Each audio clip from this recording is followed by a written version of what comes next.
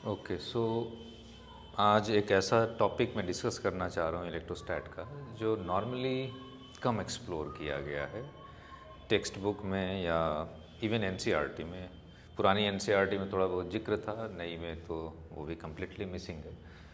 सो यहाँ पे फोकस है हमारा इलेक्ट्रोस्टैट पे, बाउंड्री कंडीशंस पे, यानी दो मीडियम जहाँ पे बाउंड्री क्रिएट करता है वहाँ पे कंडीशंस क्या होता है। सो व्हेन वी से कंडीशंस, तो फोकस हमारा दो चीज़ों पे होता है, इलेक्ट्रिक फील्ड और इलेक्ट्रिक डिस्प्लेसमेंट वेक्टर, डी और ई के कंटेक्स्ट में ये बातें हो रही है कि जो ई है हमारा या जो डी है हमारा, उसके बारे में हम क्या बोल सकते हैं। उसके बारे में क्या बोल सकते हैं, मतलब मैं एक क्वेश्चन देता हूँ आपको, सिंपल सा एक। मान लीजिए कि ये एक बाउंड्री है जो दो डाइलेक्ट्रिक कांस्टेंट परमिटिविटी जो इनका है E1 और E2 है, से ये बाउंड्री जो है इसको सेपरेट कर रहा है। और मान लीजिए कि इस वन में, जिसकी परमिटिविटी एप्सिलॉन 1 है, में इलेक्ट्रिक फील्ड लाइन नॉर्मल से ऐसे कुछ एंगल बना रही है। सो लेट अस से दिस इज आवर नॉर्मल,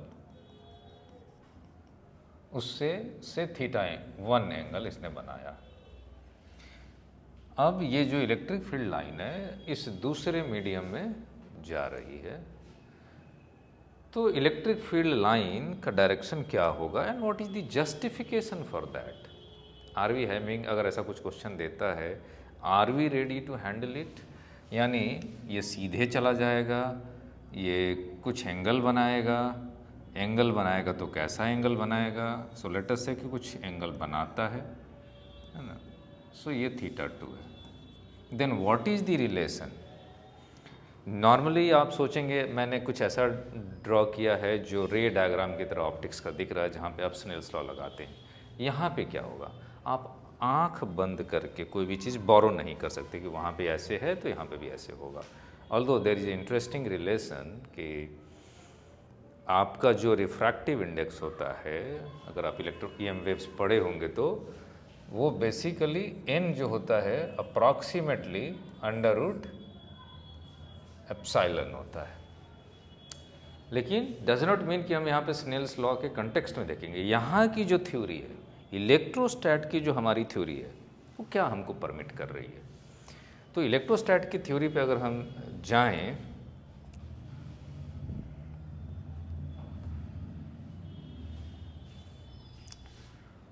तो जो बाउंड्री कंडीशंस निकल के आता है, और वो सिंपल थ्योरी पे है कि जो टेंजेंशियल कंपोनेंट होता है इलेक्ट्रिक फील्ड का, मान लो एक मीडियम और दूसरा मीडियम में, यहाँ पे इलेक्ट्रिक फील्ड को मैंने E1 माना और यहाँ पे E2 माना।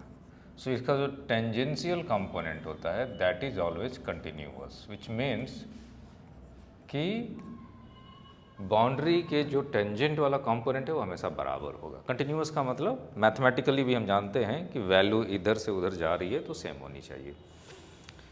Where as normal component may not be, in fact correct जो रिलेशन होता है n के केस में,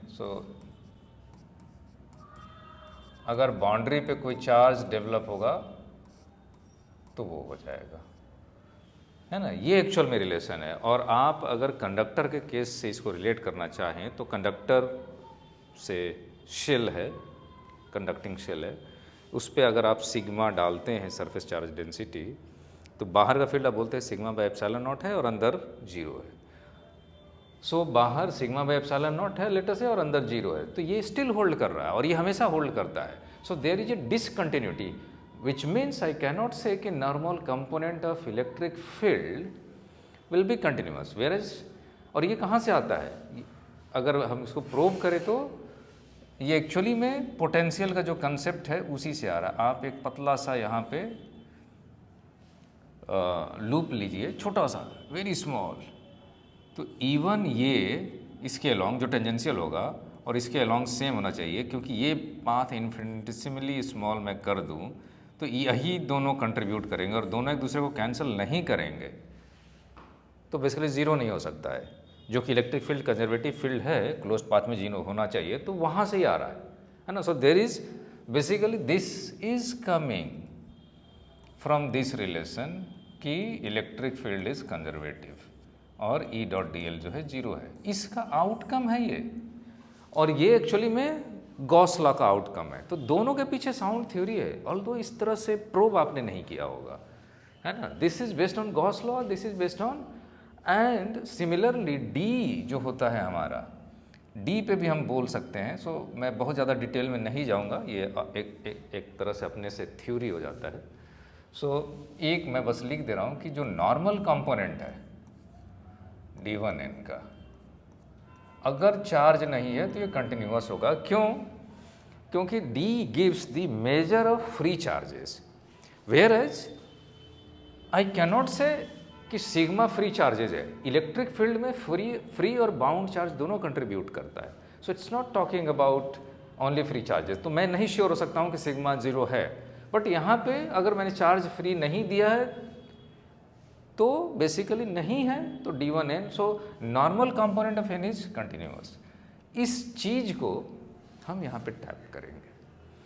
सो यहाँ पे E1 है, इसका जो टेंजेंशियल कंपोनेंट हो जाएगा E1 sine theta,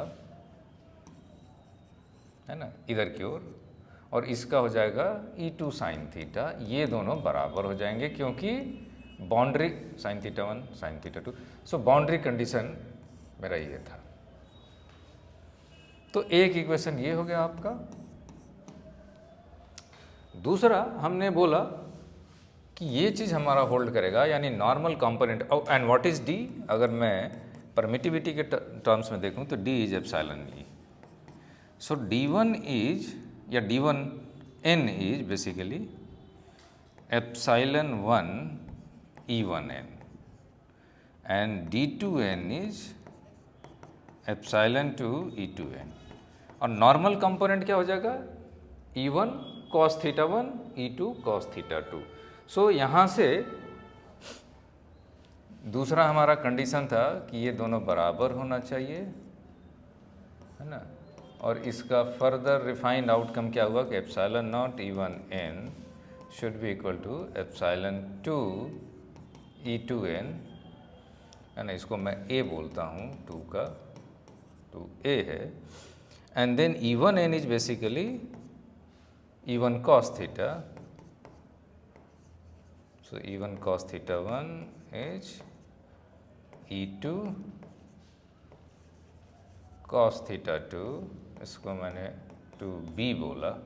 now dividing first and 2B को अगर हम डिवाइड कर देंगे तो E1 कट जाएगा, sine theta 1 by cos theta 1 tan theta 1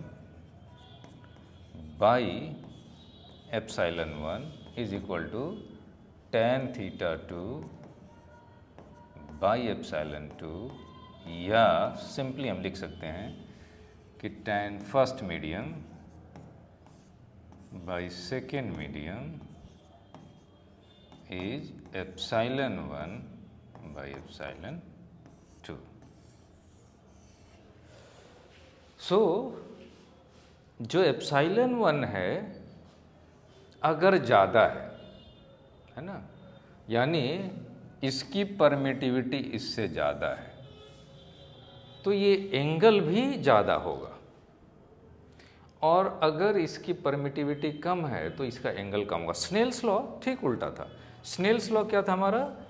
Snell's law इसी को अगर हम लिख दे sine theta 1 by sine theta 2, है ना, is equal to n2 by n1। ये आपका जो ऑप्टिक्स में आप पढ़ते हो स्नेल्स लॉ, है ना। तो क्वेश्चन जो है इस तरह से दे दिया इलेक्ट्रिक फील्ड का, और उसने बोला कि जो रिलेशन है थीटा 1 थीटा 2 का कुछ ऐसे वेरी करता है।